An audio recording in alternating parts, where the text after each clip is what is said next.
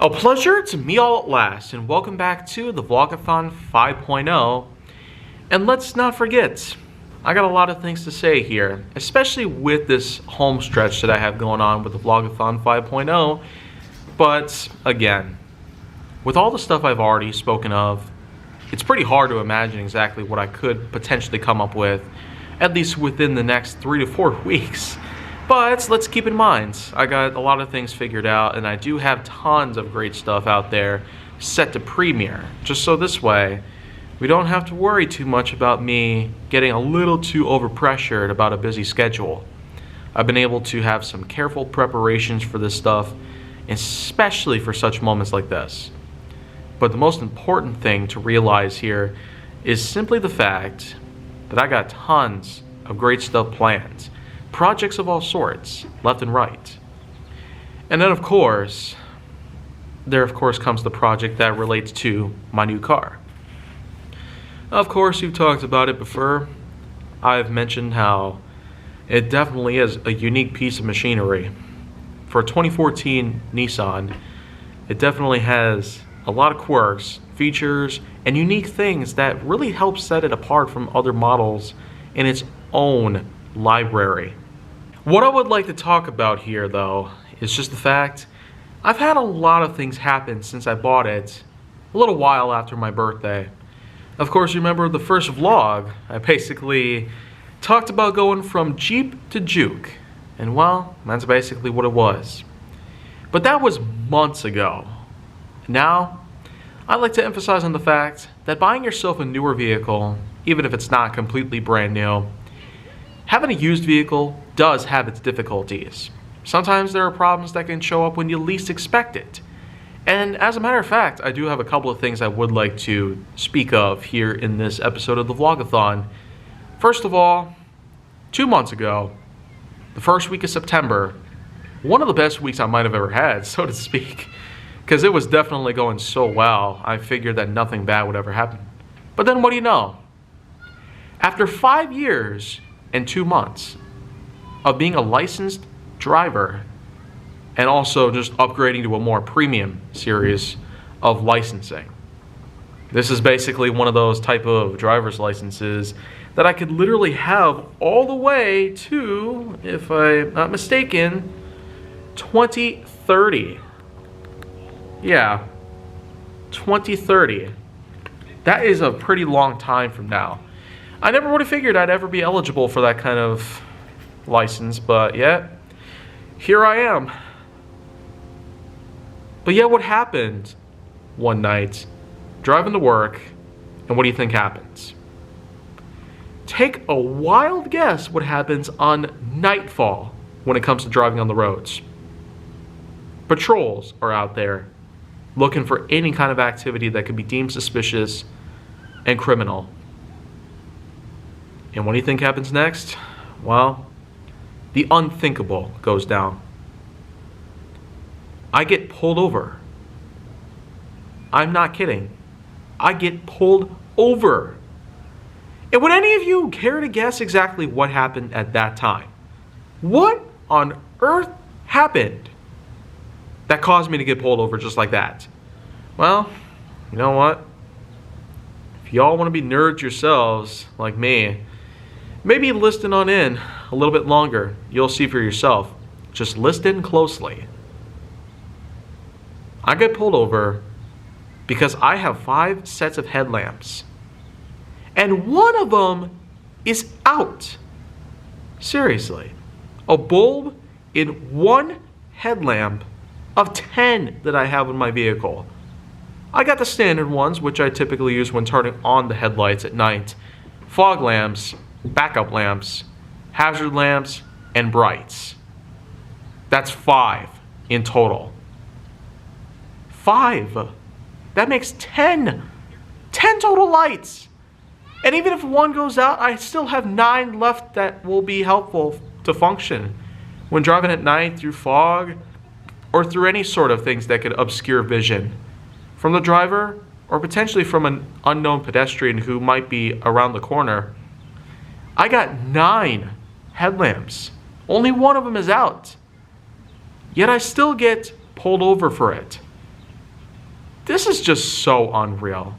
Thank flipping goodness I was not put through any sort of citation or charge by any means as a result of this sort of, well, headlamp issue. All it took was one replacement of the bulb, thanks to a nice discount I got at AutoZone. The exact headlamps were there when I needed them the most, and well, all was well in that part. It was also a pretty easy fix to replace the headlamp on this exact model. To replace a headlamp on a Juke would be a little easier at this point than flipping on a light switch. And I'm not exaggerating. It's that easy. There are quite a few videos on YouTube that can really show you how easy it actually is to do so. In my case, all I had to do was to remove the alternator hose, which supplies coolant to the engine, and simply reach on down in there, unscrew a bit, pop out a bit, get the rubber piece out, and then pull out the actual headlamp itself.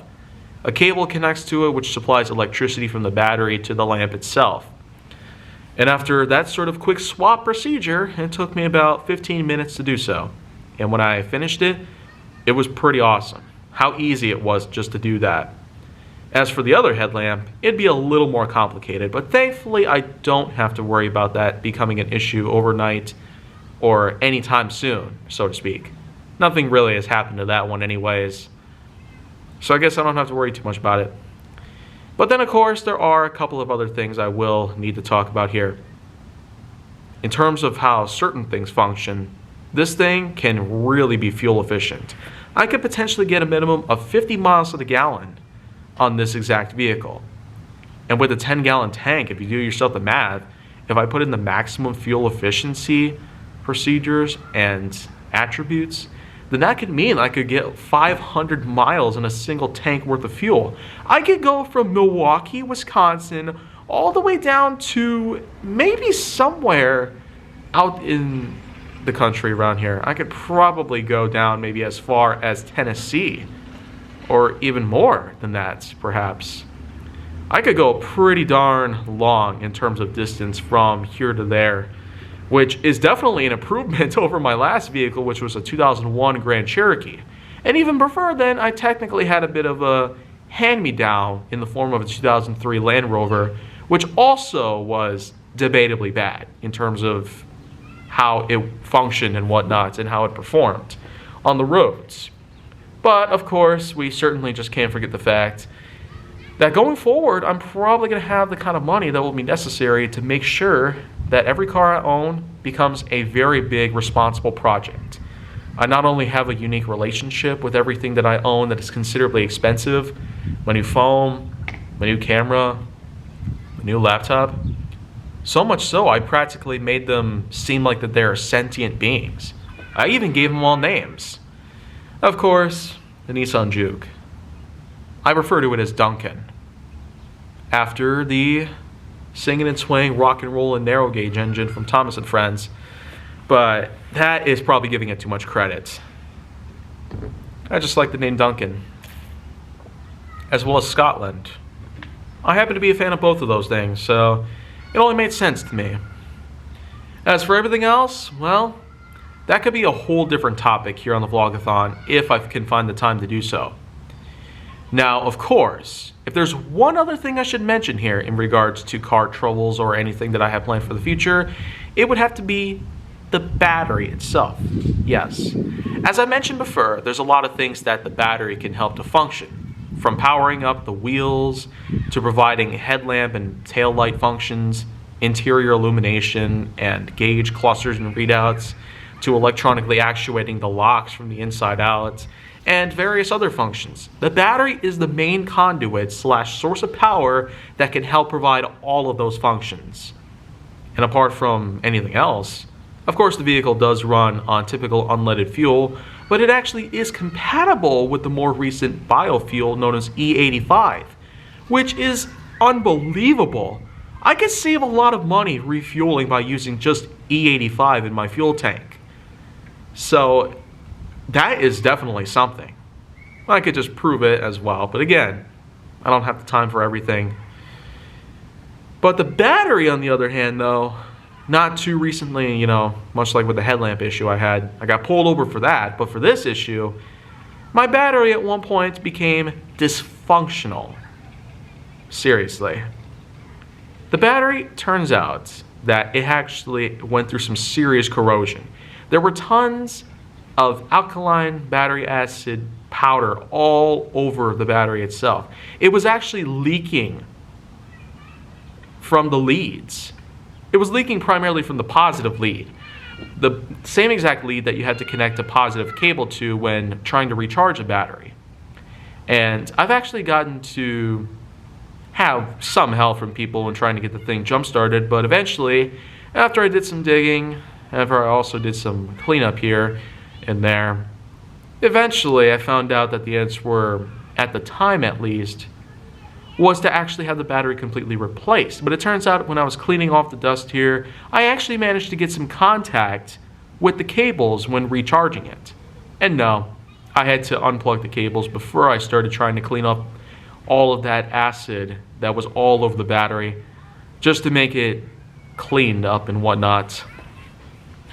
I eventually found out that cleaning off all that battery acid actually did allow for some contact to the battery itself with the cables. So I was able to get a successful start, and since then, I got a new battery.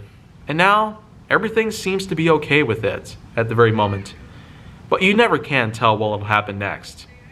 I basically went from the combination of things, popped a tire, burned a headlamp, and also ended up losing a battery due to some serious corrosion. So that's 3 big issues here.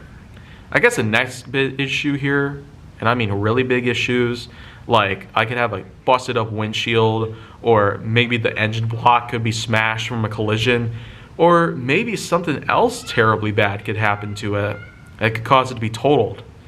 Thankfully though, with my current insurance providers down by Farmers Insurance, is going to help allow for loss reports and also for recovery by this stuff, so I can practically be reimbursed with the entire sum of money that I used to pay the car in general. I paid about $13.5K in total from Bergstrom Motors, Oshkosh, Wisconsin.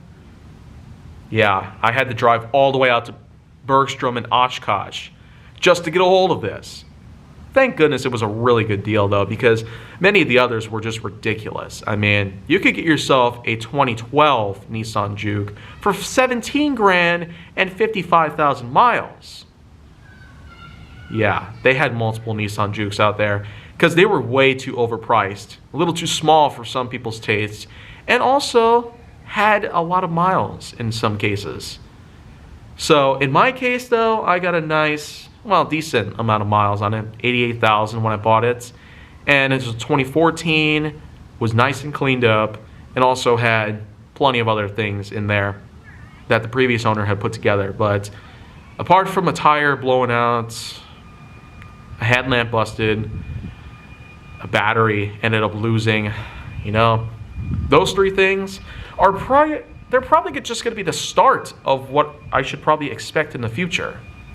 But what exactly am I going to expect? I'm not entirely sure. One thing's for sure though, in the future I do plan on having my Nissan Juke upgraded and potentially tuned in various different ways. Like I could have a better sounding muffler, an exhaust system. I could get some new rims and new tires. I could fiddle around with the suspension and make it nice and high profile or low rider, perhaps. I could do a whole lot of stuff. I could probably even upgrade the sound system. I mean, the one I got is a nice European imported, but it could definitely do a whole lot better than just what it's currently doing at the moment. Otherwise, not much else left that I could emphasize here. So, that's just all you need to know about my new car, based on what it has gone through so far, and what I might put it through up until the point where I decide to get another newer vehicle. If not brand new at all, to say the least. So that might not be very likely considering what we're going through at the moment, but someday something should eventually fall into place. So make sure that you like, subscribe, comment, follow me on social media, and stay on the Hollywood side if you want to see more.